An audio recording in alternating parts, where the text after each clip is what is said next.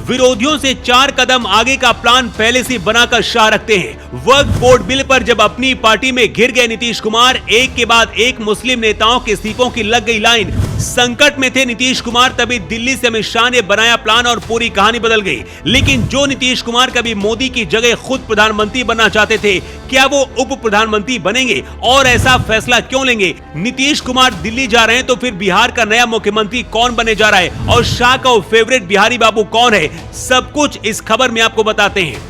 लेकिन सबसे पहले आपको बताते हैं कि आखिर नीतीश कुमार को उप प्रधानमंत्री बनाए जाने का प्लान कैसे निकलकर बाहर आया।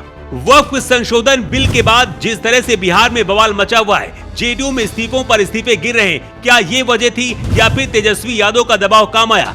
नीतीश कुमार को उप प्रधानमंत्री बनाए जाने का खुलासा प्रधानमंत्री मोदी के खास और पूर्व केंद्रीय मंत्री अश्विनी चौबे ने किया है।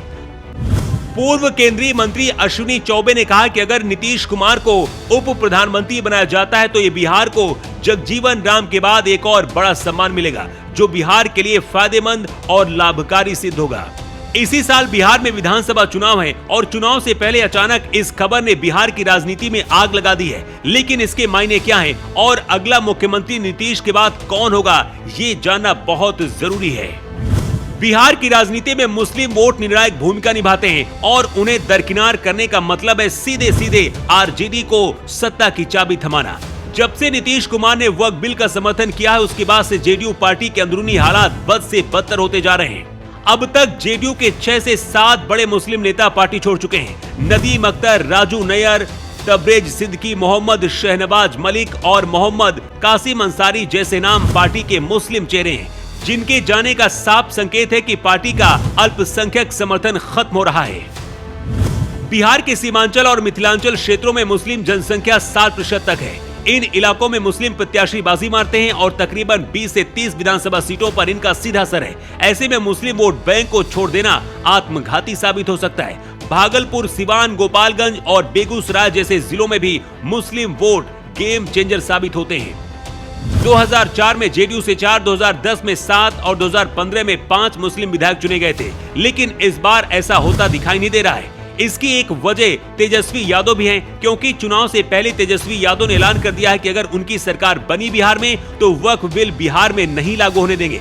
हालांकि उनके बस में नहीं है, लेकिन वोट बैंक उनके इस बयान से गुमराह हो सकता है।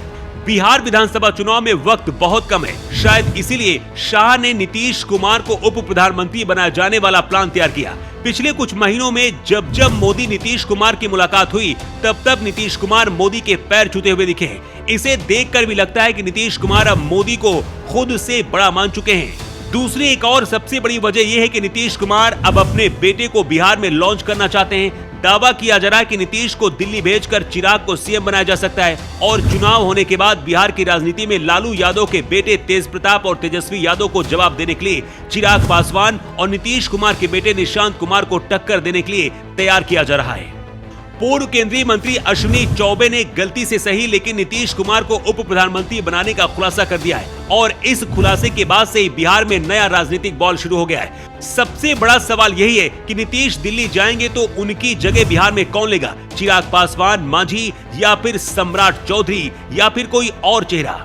वैसे आपकी राय में कौन बिहार का नया बेस्ट सीएम हो सकता है? अपनी राय जरूर दें।